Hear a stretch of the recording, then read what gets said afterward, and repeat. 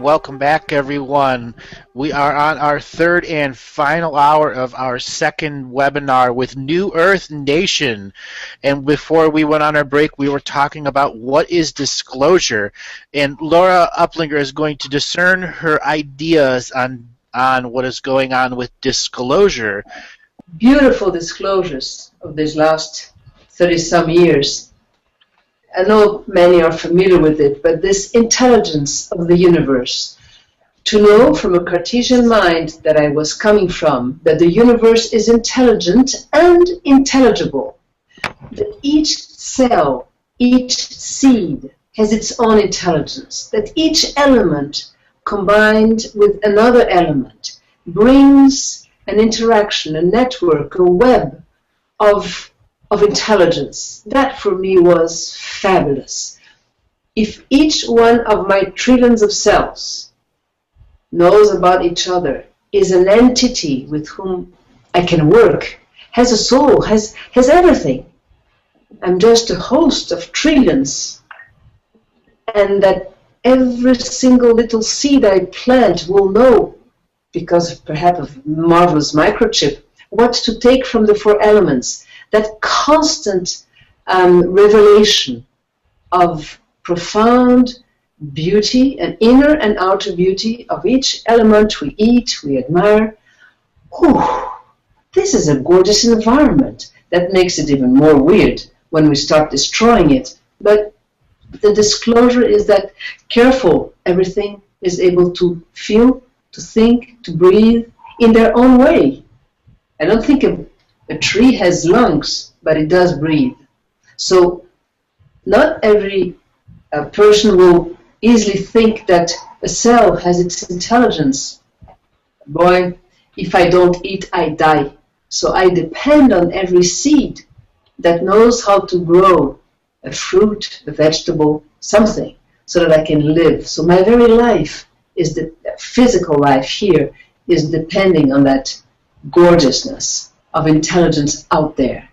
So as there is no such a thing as out there and in here, it's not separate. That is my disclosure. Yes. Disclosure is such a wide-ranging subject. Disclosure is passports. Disclosure is UFOs. Disclosure is the bankers. Disclosure is the slave society. Disclosure is our history.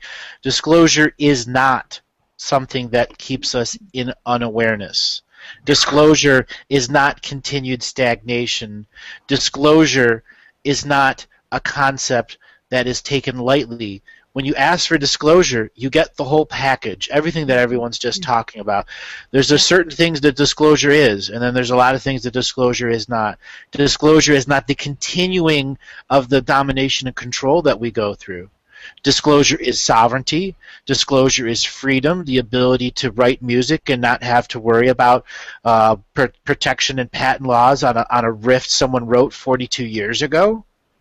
Disclosure allows creativity. Disclosure allows the connection that Laura was speaking about. Disclosure allows our culture to survive past what domination and control has damaged it. There are individual cultural habits that need to be saved amongst our world. Disclosure will not come until our species at an uncollective level has enough trust to know that our species will survive.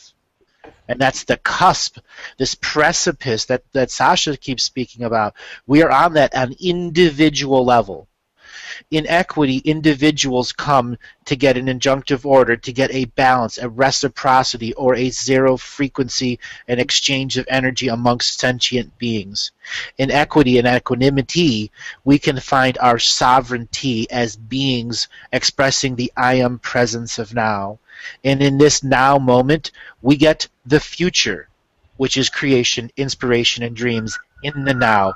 And now we come to the next layer of this broadcast here. We've talked about so many subjects, but what can people take away today from this panel that's here? What can people say tomorrow? I can change the world by writing a document, by writing a paper, or starting a documentary, or becoming the next person who just becomes a cell phone documentarist. Maybe we need the cell phone news network that shows real truth. There are things that we can do as communities and individuals, such as New Earth Nation. Please visit New Earth Nation and go to the volunteer page. Sign up for it.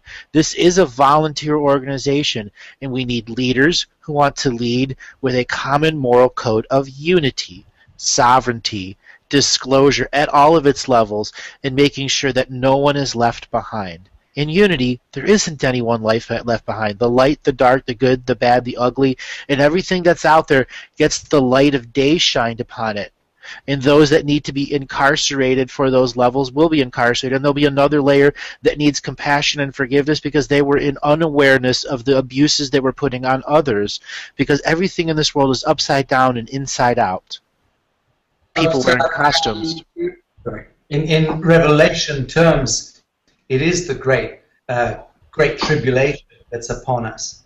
And it's a beautiful place to be because there's so much white noise, there's so much conundrum, so much cacophony that actually in that epic white noise it's the perfect place to discover self, because one is almost forced to retreat from the lies, the deceptions, the traumas, the treasons being perpetuated us at every corner, every turn, every angle. It's a tremendous blessing in point of fact, because it's the sandpaper against which we find that traction to express ourselves in our finest way.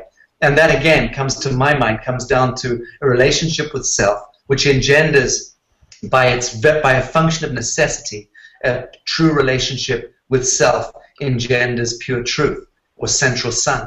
And when we then engage with that quanta, it cannot leave us. It does not leave us. This is Christ consciousness. This is Buddha consciousness, Krishna consciousness, Bodhisattva, the living man, the living woman, engaging fully as the anchor point, the fulcrum of the heavens to this mortal realm.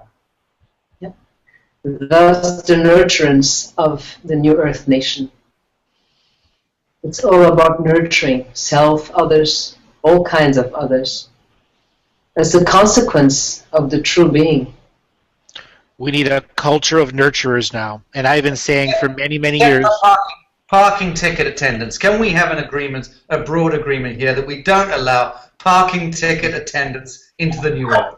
I agree. Self-parking cars. There it is. Oh. Their job is gone. That's already there. And I think one of the things that we're doing, working with New Earth Nation, is the wealth-building consciousness that we're bringing into it, just the way that we're coming together as volunteers, and the way that New Earth Nation has this as a wealth-building function so that we get credit for those hours. We're all building that wealth by sharing those things that we are the most passionate about. We have the permission among ourselves to do this work that we already love to do. So I think that that's an important part that so many people aren't aware of, that New Earth Nation has brought about some of these beautiful ways to work together so that we can be honored and build our wealth at the same time. But we have these nights where we get to help people get this information, and then we sit here and have a talk about it so that people who have questions can come in and ask those questions. We find more creative ways to be this media that we talk about being. You're talking a traditional marathon. What we're doing here is a 3-hour marathon of conversation. All we have to do is leave it open so that people could call in and we could take questions. Yeah. Right. There you go. 24-hour webinars next. Well, I've already done a 16-hour webinar, and I did a 22, so yeah. Sacha was on that. You're a veteran in the field. I'm a webinar master. I love doing these things. They're such fun conversations when you get people that have not been together in a certain format, and to see all of these ideas that come in there, and everyone's common layer of unity, common moral code really comes up, and you see each person's truth and heart space and passions. And when these passions come out and don't conflict and cause egos to go out, but here everything is in a flow. And we've got another 40 minutes to say we can change the world here. We can come up with concepts yet unseen. And I want to be able to have people to take that home with them. That inspiration, creation, and co-creation from this group here. Yes, you can. You can start your own cell phone video nation that begins recording sovereignty moments or conversations. What is spirituality and sovereignty? What is true law sovereignty? Begin asking the children, what does sovereignty mean to you? What does equity mean to you? What does disclosure mean to you? Instead of, all the selfies of people taking pictures of them, there's what is disclosure to you in 500 words? Let's ask the 6th grade students out there. Yeah, powerful question. More than the word disclosure would be, what's a spaceship and what do you think about them? That you can answer to kids. When I was young, I was going through an experience where I was still in the innocence of the child and becoming an adult. And I could see, as a person that was highly intuitive in the experiences I had when I was much younger, when there was a time where people fall out of the social consciousness of the children and the social adult consciousness of preteen, teen, adult, so on and so forth. And there are particular children who stay in that consciousness frame and understand from their perspective what disclosure is, because you're the ones that are constantly psychically projecting your shame, your blame, your guilt, your limitations, and your fears and your expectations. And they understand that because that's the children are sponges learning and growing up. At the moment, in the conception, every fight and argument is about them. Every moment of love is about them. When that child is out of the womb and is 2 years old, and let's say it's sitting in its crib and you are silently having a little discussion about the bills, but it gets mentally heated, that child is still a sponge. That is dense energy. And a common thing for people to understand is learning how to remove dense energy. The oldest form of removal of dense energy is laughter. And that's what the children are able to teach the adults about disclosure. If you can't laugh at it to heal from it, there's something really wrong. It's the nature and seriousness and heaviness of the propaganda we must all consume. And then the propaganda about our sacred masculine and sacred feminine, which has been stolen from us. And the truth of what those truly can be as conscious birthing is to be an orgasmic experience. And yet it's a destructive time for so many women. We as a species have to come into that unity moment where it says everyone experiences truth and valued and cannot be forgotten, because it is our legacy we hand to the world and all 7 future generations. Yes. Delivered as only Andrew Bartzis can deliver. Thank you, Andrew. That's right. Wonderful. Could you write the stuff up and actually read a script? Because no one could have that kind of fluidity of expression. You've got an auto cue, haven't you? Just like Barack Obama. That's right. I specialize in my soliloquies like this.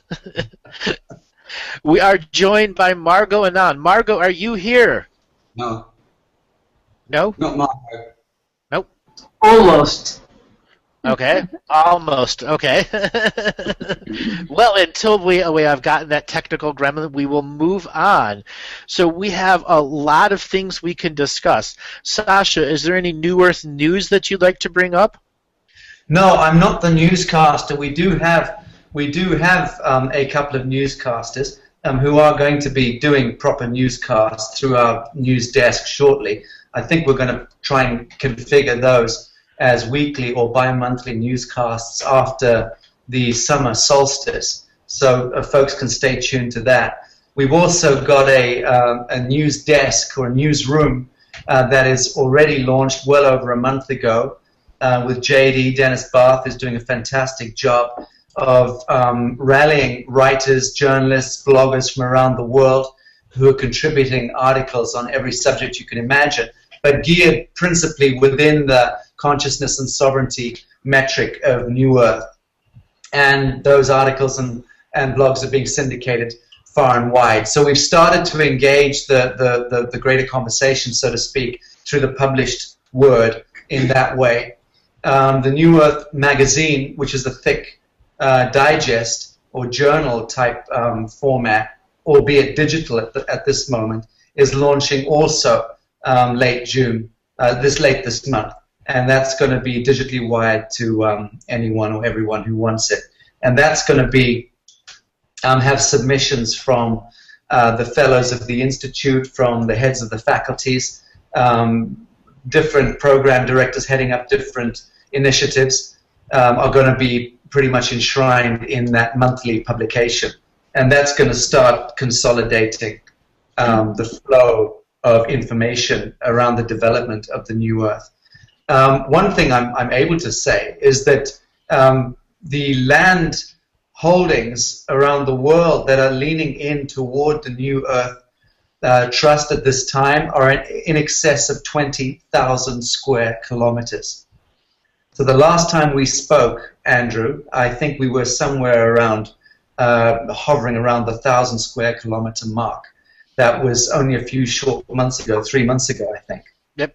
And it's now times 20, over 20,000 square kilometers of land leaning in toward the New Earth nation. So remember that this is land contained by communities and by people all around the world who are affixing that land, or in the process of affixing that land, to the protectorate that is the New Earth nation. So we don't centralize the land, we don't own it, but those various parcels of land in about 130 to 150 locations in over 75 countries around the world are simply docking into the extraterritorial and supranational jurisdiction that we have created as our own court of record and as our own trust. And we formed the trust under its own cognizance. And let me explain the importance of this. What Rebecca said earlier could not be more significant. That in 2012, Heather Tug, Jaffe, and a couple of brave souls filed the Uniform Commercial Code filings, the UCC filings, in December 2012. Those filings were conducted under the highest provenance of law on Earth, okay? And they were at the time known as the OPPT, the One People's Public Trust. And they delivered the UCC filings, effectively lodged them with 253 corporate nation states around the world, calling them out under pure law for fraud and deception, treason, effectively. Now, this was conducted with surgical precision under law. And all of those corporate fictions, because get it straight, all of the 253 nation states on Earth are corporate fictions. They are privately owned corporations, owned by stockholders, all right? You need look no further than the central banking cabal, the House of Rothschild, and the central bankers, and the story goes far deeper than that, and it goes back into ancient lineage. But we're not going to go there. Those filings were made against those 253 corporate nation states, giving them room to rebut any of the charges. Well, they didn't rebut them. They were given an extension of grace. They didn't rebut. Another extension of grace. They didn't rebut. By the end of the third month, which is the last day of March 2013, last year, correct me if I'm wrong, Rebecca, but the last day of March last year, every government on Earth went into foreclosure under the highest interpretation of law that exists on Earth. Now think about that. That is the Vatican City. That is United Kingdom, the Crown. That is the Corporation of the United States of America. 253 nation states went into foreclosure, and subsequent to that date have been acting in serious fraud, okay, because they're in foreclosure. It couldn't be more serious. So every man and woman in a costume, every policeman operating on behalf of the state or the crown, every civil servant, every registered building, every registered bicycle in the world is operating as a fraud, because every bicycle, car, motorcycle, house, farm, woodland, lake, aeroplane, are all of them registered to the crown or the state variously. And all of those fictions don't exist under pure law any longer, including, of course, the birth bond issue. the indentured servitude of human beings, the passports, the birth registration certificates, all are in fraud. All of them are operating in fraud now. So this is why no one is going to come out and tell us this. Barack Obama is not going to come out. The Chancellor of the Exchequer in Britain isn't going to come out. The President of the European Union isn't going to come out anytime soon and educate us to the fact that they are the ones who are singularly responsible for the fraud and the treason, which incidentally in many countries is still punishable by death. We're talking serious stuff here. They're not telling that to the people. But this is the fact of where we're at. We're living now not only on the back end of a legacy of occultic traditions and priesthoods and secrecy and covert power control mechanisms. We're also now living in the bright light of pure fraud, pure treason. The only ones who are going to come to the rescue here are ourselves. Yes. The only ones who own the face. And this is why the International Tribunal for Natural Justice, along with the other tribunals which are beginning to foment and take shape around the world, are the only means that we have at our disposal to begin to exact jurisprudence, real justice. It will maybe also mean ending up educating policemen on the street and the marshals and the parking ticket attendants. This is also incumbent on those of us who are choosing to awaken to this. The scale has fallen from our eyes. The mask of Jupiter has crashed to the floor. But if we still remain mute in this place and simply sit back and wait for CNN to deliver the news, forget it. Ain't going to happen that way. Yes, exactly. I could not have said it better. And that is exactly why we're taking this to the people. Because it is the people themselves. We are the ones who have to get this across, that we know it, and we're going to stand up to this understanding, and we're no longer going to place ourselves under this slavery contract and under the dominion of these people. Nobody else can do it for us, guys. I'm sorry. You know, we're the ones who are going to have to take the lead roles. And I'm not talking about just me and everybody on this team. I'm talking about everybody who hears this. There is one piece of the puzzle that is yours to do. There is one thing that you can start tomorrow and then the next day, because I can promise you, once you start, the next step will be there. It just works that way. When you say yes to the universe supports you in ways that will knock your socks off if you're just willing to do it.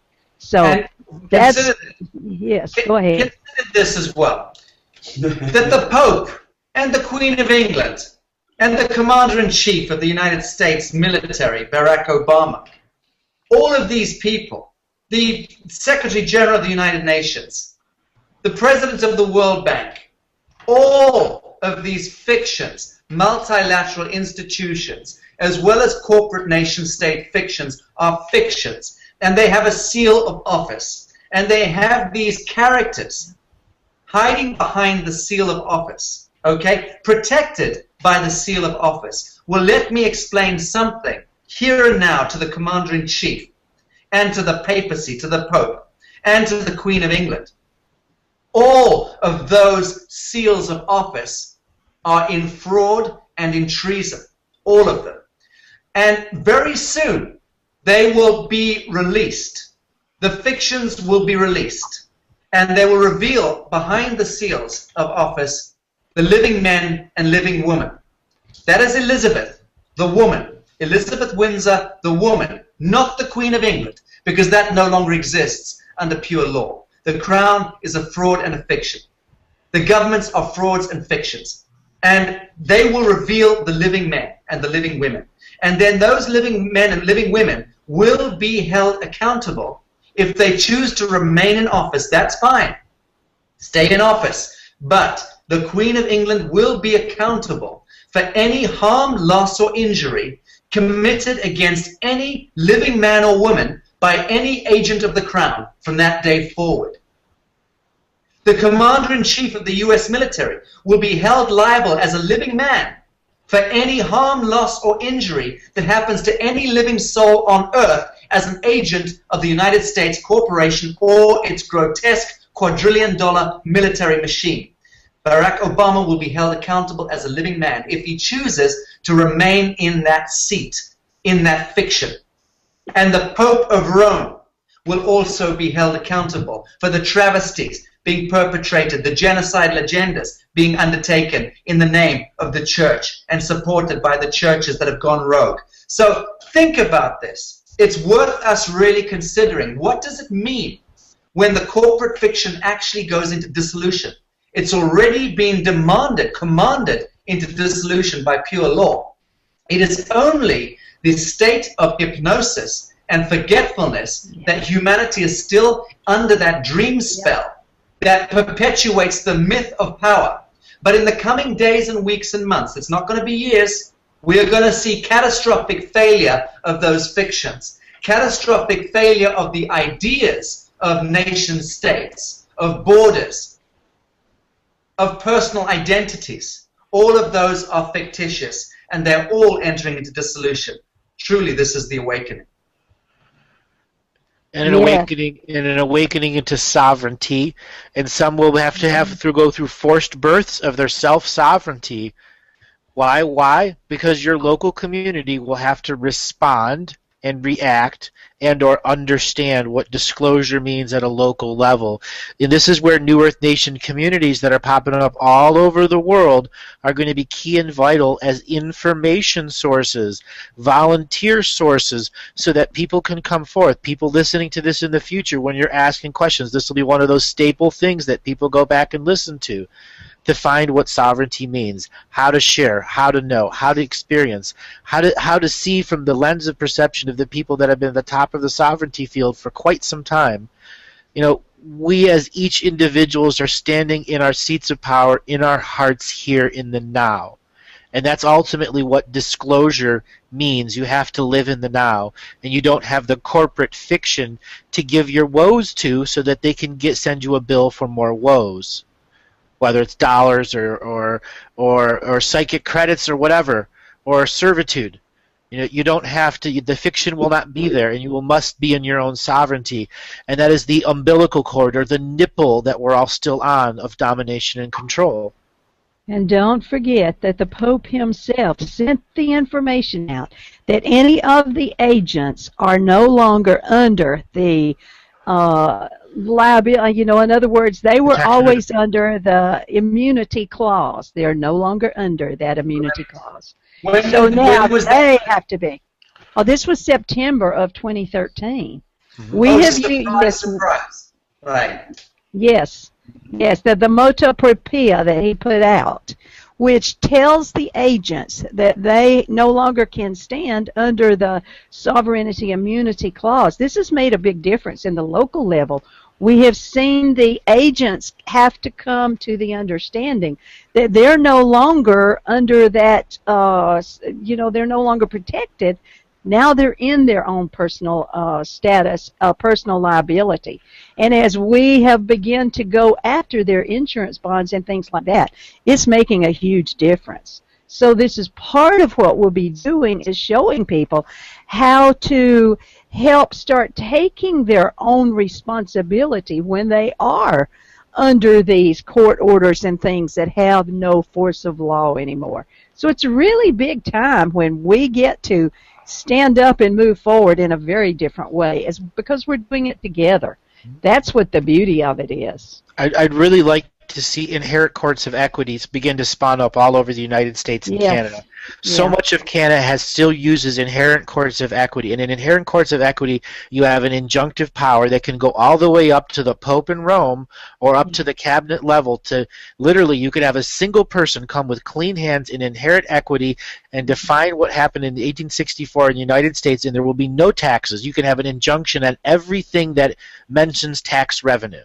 Bravo. Bravo. Andrew, you know, it does occur to me that you really ought to configure somewhat with Rebecca's law team for the New Earth Law and Governance faculty, because much of what you say is absolutely spot on. Your history is second to none, and it would be it would really serve great purpose. Yes, yes, Andrew, I'm all for that because Oh, yeah. we're really serious about putting these ideas together so that I'm just amazed at how many people are out there already doing this. So we want to make it easier for them to come together and share these ideas. And if you could see how fast an idea goes from California to the East Coast or from the East Coast to California, you could understand what's going on. I've been right in the middle of all of this for the last, quite some time now. And it's just been amazing to see how these networks are coming together to share these ideas and to stand.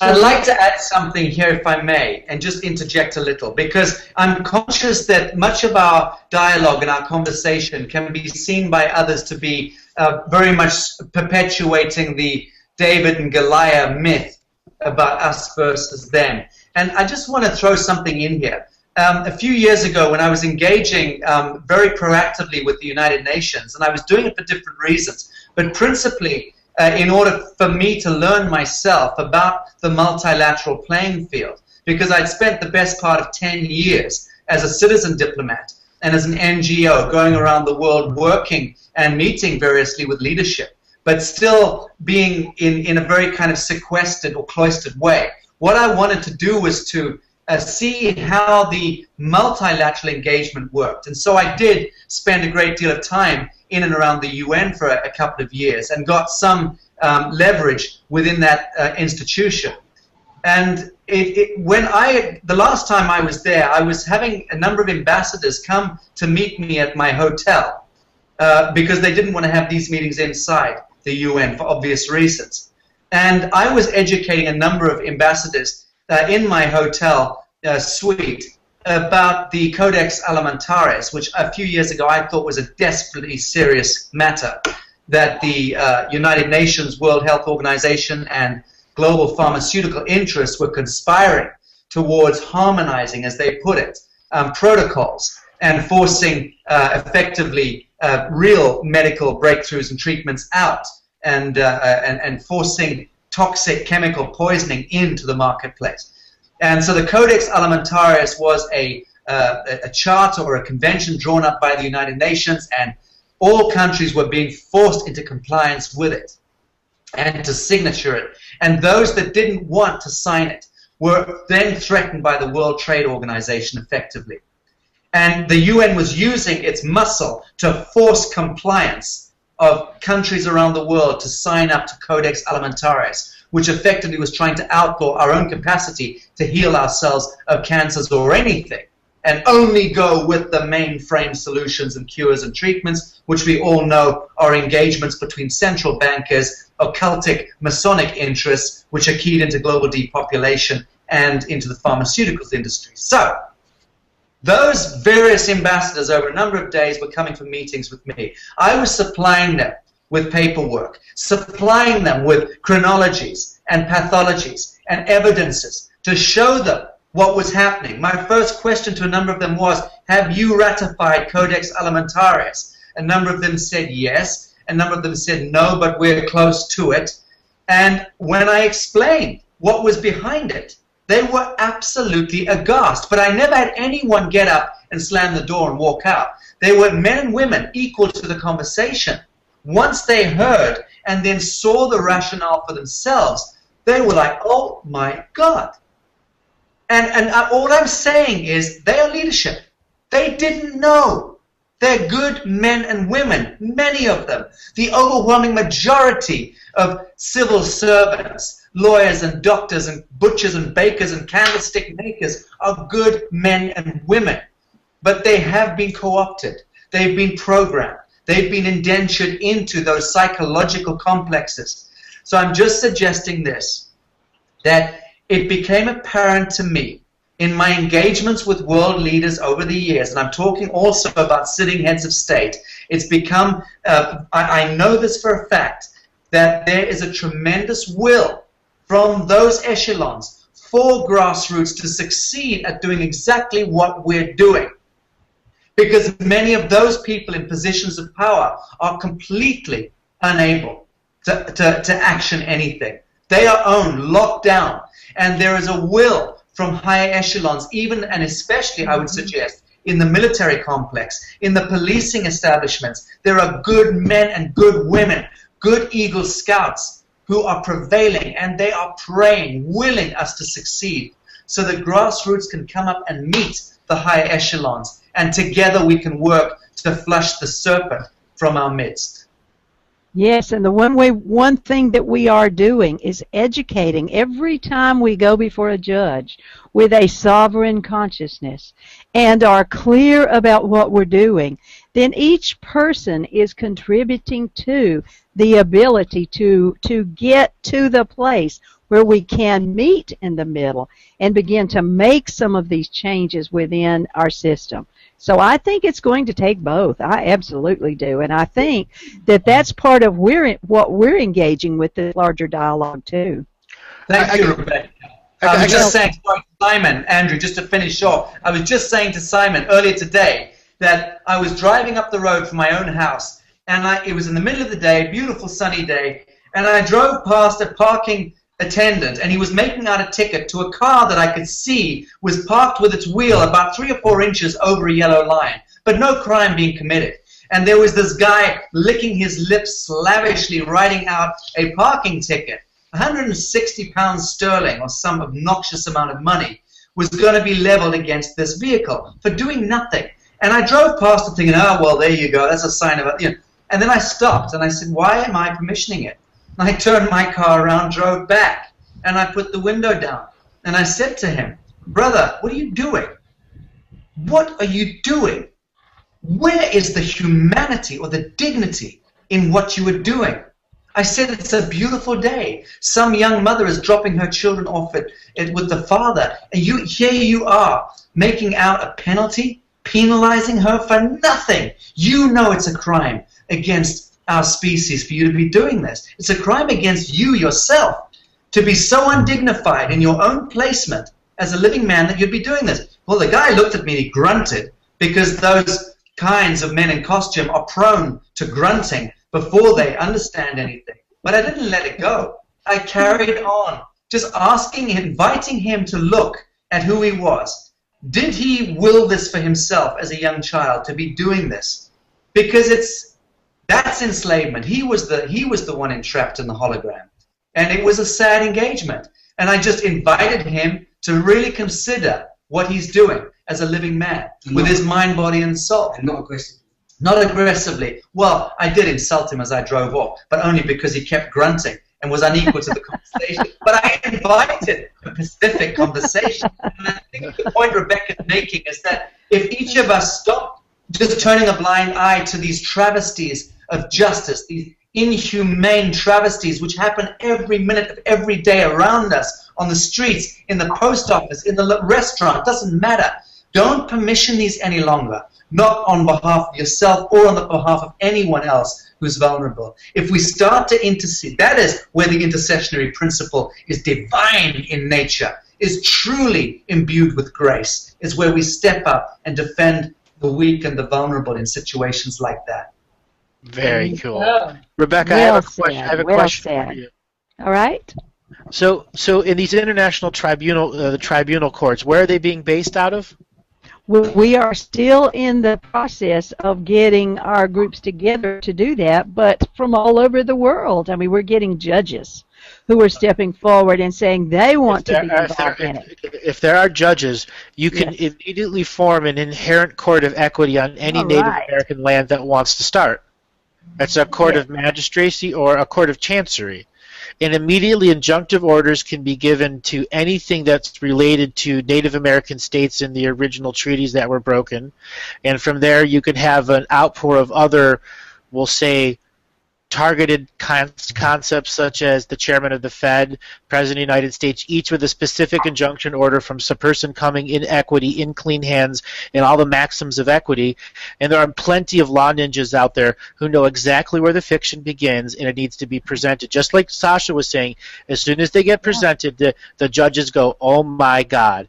And what does one injunctive order mean? It means that the sheriffs, who are not NGOs, can actually issue arrest warrants for the state and not the corporate side. Yeah. Yes. And that's the problem with the OPP. I love it. There is no enforcement. The Right. sheriffs have no power. And this is that next move, finding Yes, who will yes, take the power yes. that is not an NGO, or at least a clean enough NGO to say that somehow, some way, we've been deputized by an estate authority that was not under the Spendthrift Trust. Well, Yeah. the New Earth Nation is such an authority, just so you know, because we say so, and because we're growing at such an incredible rate of knots. We're unstoppable in that respect. We've established our own court of record, so I would suggest that we would be really the perfect situation for that. Inherent courts of equity are some of the simplest things to set up all throughout Canada, throughout Mesoamerica, even in the African countries. And as long as you start issuing flack, like sending up AA flack in World War II, injunctive orders, they have to respond until there is a series of sheriffs that says, all right, there's 3,000 injunctive orders on the Fed chairman. We have to do something. Yeah. There are Yes. people that will do it because they are patriots who are not programmed. Yes. And Kevin Annette is leading the way on this. Are you familiar with what Yep, quite he's familiar. doing as far as getting the sheriffs behind this? There are a lot of groups. Oh, goodness, the Sheriff Mack here in the United States. There are Yep. several people who are really, really into this. So what we want to do is to bring as many of these people to the table as we possibly can to help do this. That's partly what we're doing. So my next question is at another level. Once there is a New Earth Nations mayor's court, you can start issuing fines to non-government organizations, such as every police organization throughout the United States can all of a sudden receive a bill. Well, in point of fact, you don't need a mayor to do your bidding, because that's also part of a fictitious enterprise. You are permitted to set in motion your own fee schedule. In point of fact, if a policeman stops you unlawfully, and 99.9% of the time police are stopping you unlawfully, all you need to do is to roll your window down about 2 inches. Certainly don't turn your car off or get out or unlock it, and don't answer any questions for a start. Always remain absolutely courteous, and explain to the gentleman in a costume that you do not wish to engage in questions. You're going about your business. You have the right to travel unmolested unless the Constitution's been overturned entirely. And then explain to him that you're prepared to give him 1 or 2 minutes of your time in order to help to educate him as to pure law, whereupon, if he continues to detain you or attempt to detain you, you will apply a fee schedule and make sure you have a stopwatch, and you can explain, and preferably be recording this on your smartphone, preferably have a witness in the car with you, and then explain that your fee schedule will begin in 2 minutes' time, and you charge $500 a minute. That's what you charge because you say so. Now, you've given fair notice there, in point of fact. One can have a bit of fun with this because at the end of the day, it is a circus. But that imposition of a fee schedule, if you're then prepared to pursue it, you can actually take that action forward because you've given good notice, you've established your own court, yourself as your own court of record, and your jurisdiction is being violated in that sense. It gets more complicated than that, but I'm just suggesting that we can actually have a little fun with this in the process of educating our brothers and sisters who are wearing badges and costumes. What I was actually referring to, Sacha, is a sovereign being with a manor rule who gets the mayor of a city and can make that city back to the original constitution, can start using the schedule of fees. And you can literally just put a clear sticker in your window as soon as he comes up. He's noticed the sticker, and everything is right there in the sticker, and all you need is a dash cam. I've got that in my car. I've got one of those stickers. You can also put a copyright symbol on your vehicle registration. Yep. And incidentally, you don't need a vehicle registration. That's a nonsense. That's a fiction. But if you've got one, I suggest you get a black felt tip pen, a bold one, and put a little copyright symbol on your registration mark. Any camera that tries to nail you for a speed ticket, they're infringing copyrights. They can't use that photograph as evidence. There's all sorts of techniques we can teach here. I want to make one comment about what I've done in my life is that because I know that I don't choose to be much of a part of the system, I'm doing as much as I can to make sure that I don't play. And I've owned my own home since I was 20, And now I just don't want to because I don't want to play. There's so many levels of what you have to do to be a part of the system to own a home in today's society. So I find that the less I do that are parts of the system, the happier my life is. So I'm liking this chapter, and I feel like we're really, really fortunate to be here at this time to be part of the change. And I love being part of New Earth Nation. I'm so grateful, Sacha, that you invited me to do a crop circle show and then realized that I was the real deal. I wasn't making stuff up. And, I think that that's most of us here is that when we are the real deal and we're telling the truth from our hearts, we need a community to surround ourselves with because it's kind of, I have to say, it's been kind of lonely out there. Knowing all these things and not wanting to be out in public and act like a generic human. I'm not. I admit it. I'm a member of the New Earth Nation and I know stuff.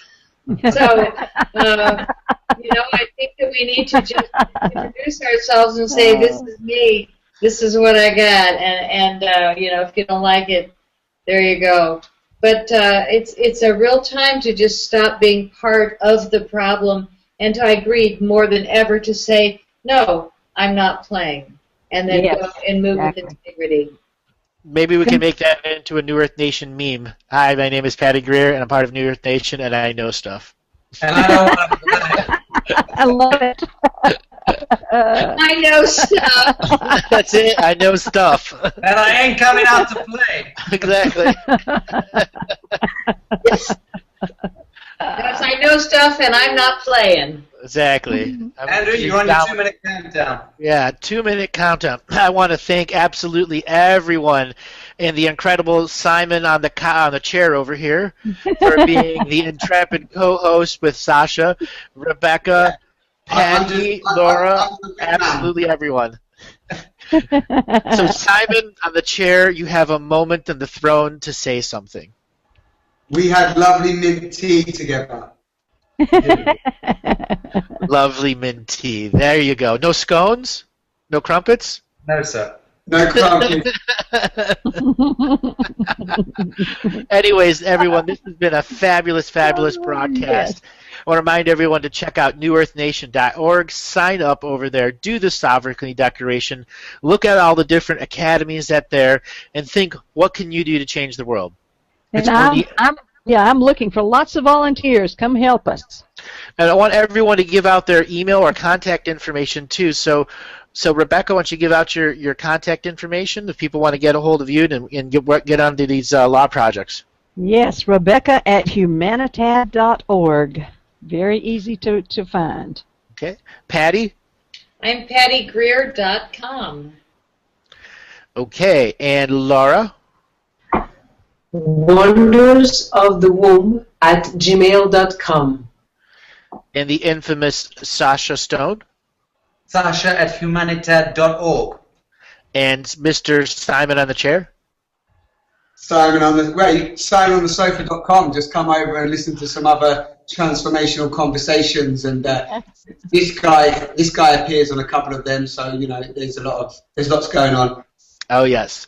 And I want to thank Santi, our intrepid scientific and technical background gremlin hunter over there. So this has been our second broadcast of the New Earth Nation webinar.